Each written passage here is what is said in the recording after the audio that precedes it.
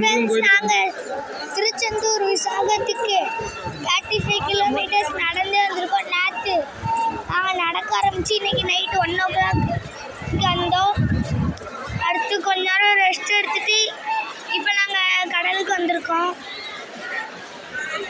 கடலுக்கு குளிக்க போகிறோம். குளிச்சுட்டு சாமி கும்பிட போகிறோம். குளிச்சு சாமி கும்பிட்டு விளையாட்டே வரும். கட்டுக்கட்டா கூட போடல. எவ்வளோ கூட்டம் பார்த்தீங்களா?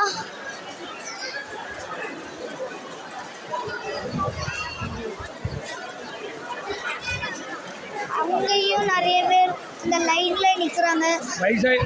வைகாசி விசாகத்துக்கு திருச்செந்தூர் முருகன் கோயிலில் எவ்வளோ கூட்டம் பாருங்க.